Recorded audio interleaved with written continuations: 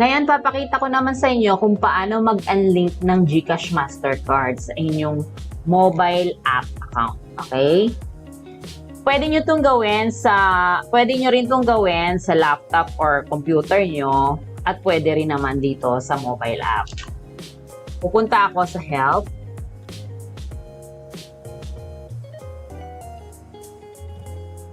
View more articles. Then, submit a ticket.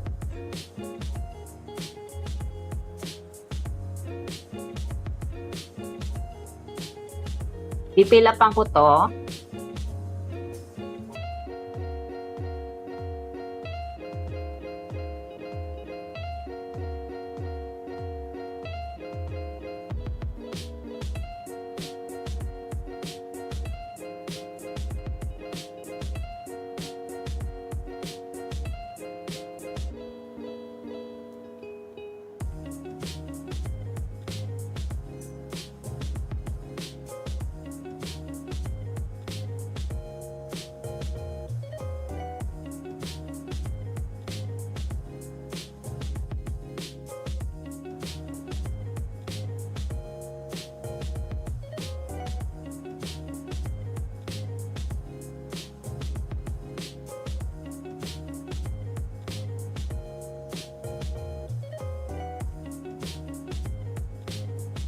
Ayan, kailangan, bago kayo mag-submit ng ticket, kailangan fill upan nyo muna ng kompleto yung email address nyo, yung registered email address, registered full name, registered mobile number, at saka kung ano yung concern nyo. Siyempre, mag-unlink tayo, so punta tayo sa GCash, tapos kung ano yung main concern nyo para dun sa pag-unlink na yon.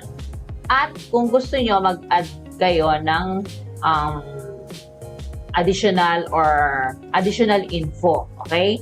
And then, kung meron kayong gustong i-attach, pwede nyo rin i-attach dito, add file or drop files here. And then, after nun, click submit.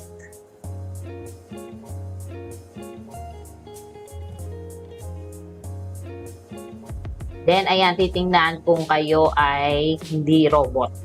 Then, verify.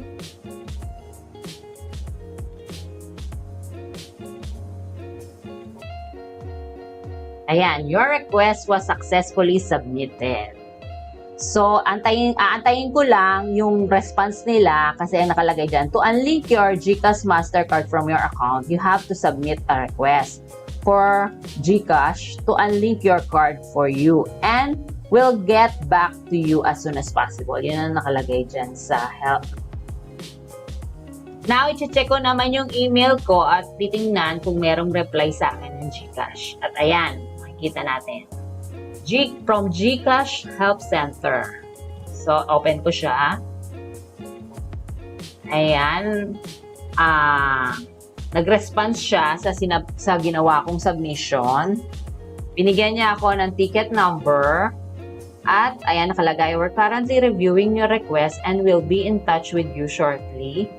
At pwede kong matrack yung status ng ticket na sinubmit ko sa GCash app, help page, at yun nga, yung sa your tickets. Doon makikita ko kung ano yung status ng sinubmit kong concern.